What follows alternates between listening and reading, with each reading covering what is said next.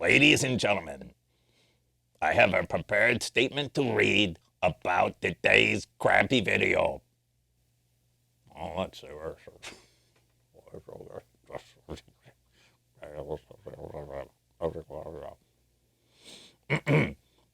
Today's video is about the Penn and Teller scale. No, pentatonic scale and various combinations of notes that...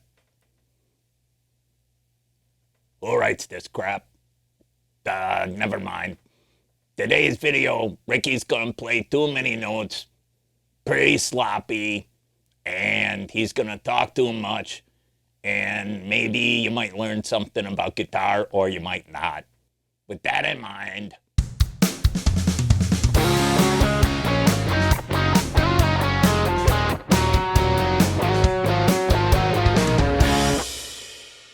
hello, Richard from budgetguitarist.com, and today I'm going to give you 5 tips for improving your pentatonic scale soloing.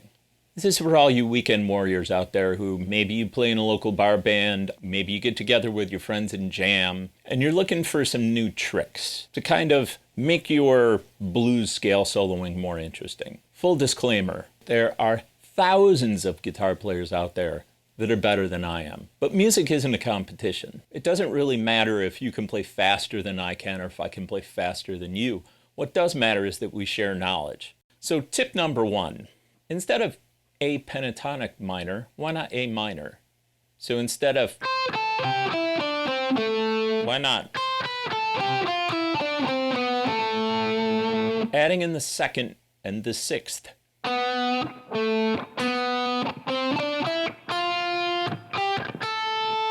Can be very helpful, and it's the number 1 thing that you can do to make it sound like you're not playing the box being these 4 frets, right?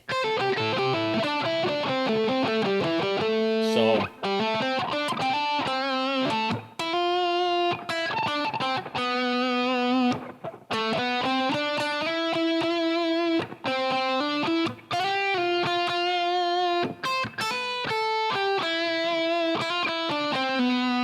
all of a sudden it doesn't sound like, right? So stick the 2nd in and stick the 6th in. Try A minor. Tip number 2 is triplets. When you're first starting out and you're kind of learning soloing, it's really tempting to go between quarter notes and 8th notes and 16th. So quarter notes, 8th notes, 16th notes.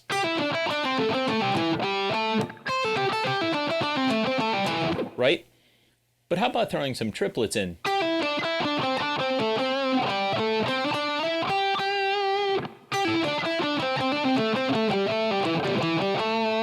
Or fast triplets. Every guitar player on the planet does that one. So it's hammer-ons. Works in every key. See? So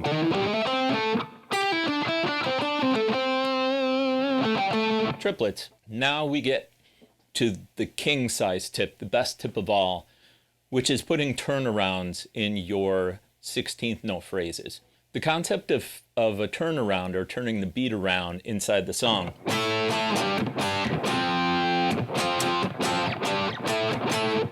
turning the beat around would be where you're interjecting some extra notes or changing the phrase a little bit to kind of throw things off, to make it less predictable, to kind of spark the ear's interest. Instead of,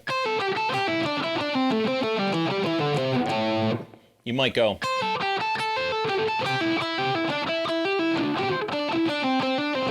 get the idea?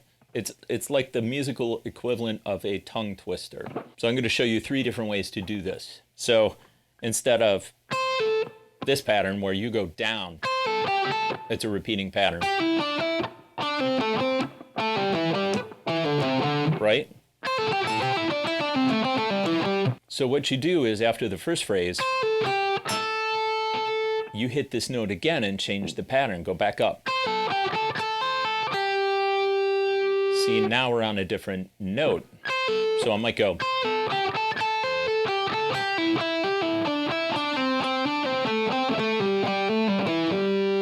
So adding in an extra note or two.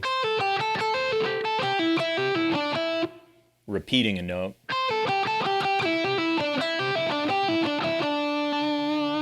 Another way to do it is to skip notes, to do like a little jump instead of, you might go, or,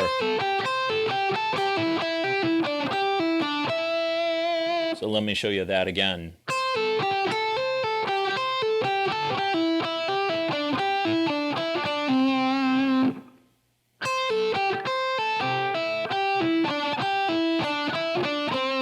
Put it together.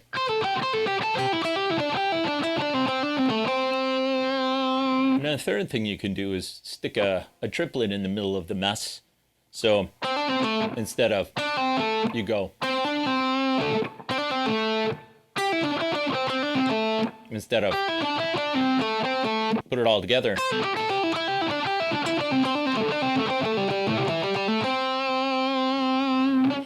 And if you do this enough, it'll get to be second nature. You won't even have to think about it. But when you're first trying to do these kind of turnarounds, it can be tricky.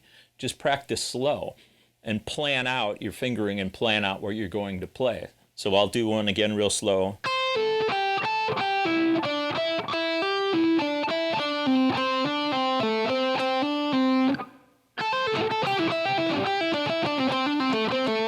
The trickiest part is probably the jump. If you go like, because I'm rolling my pinky there.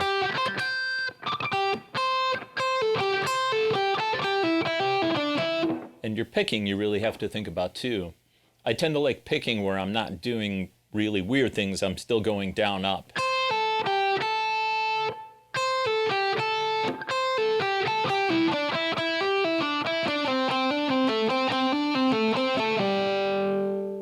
If anybody wants like a more in-depth look at that, what I'm doing here, like drop me a comment and I'll try to film something like more up close so that you can see the fingers really well. I'm just sort of assuming that you guys and girls can see my fingerings okay. But if not, let me know and I'll do another one.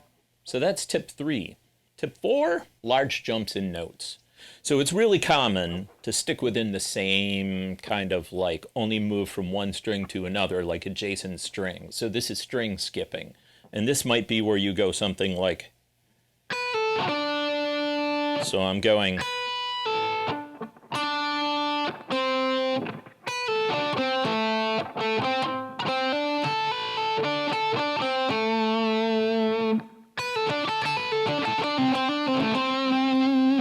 The concept is, instead of always moving adjacent strings, like put some jumps in there.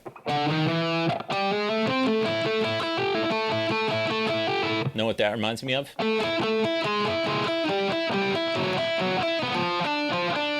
Dig Dug? Anybody? No. Anyway.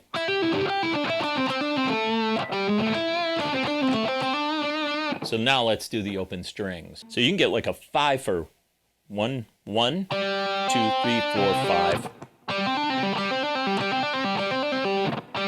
If you get fast at it, you can go like. Now I'm skipping.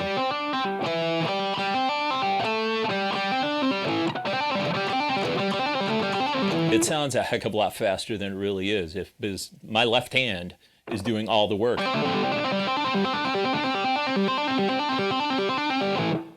I'm going to give you one more, tip 5, and this one's kind of, it's hard to nail down, but if you can get to the point where you can make up melodies in your head and then play them on the fretboard and insert those melodies into your guitar solos, you're going to be a lot better off.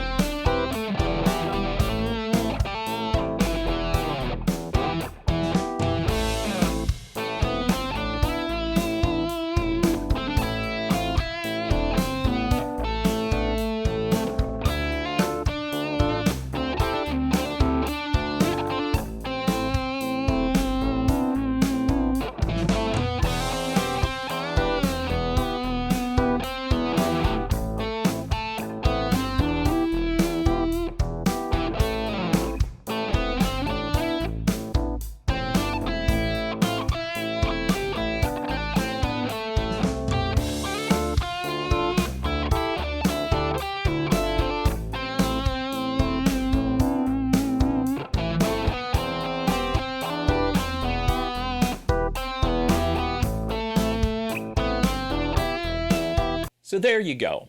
That was 5 tips for improving your pentatonic blues scale soloing. I hope you found this video useful. If you did, please consider liking, sharing, subscribing, all that jazz. And I will see you next Friday at 5.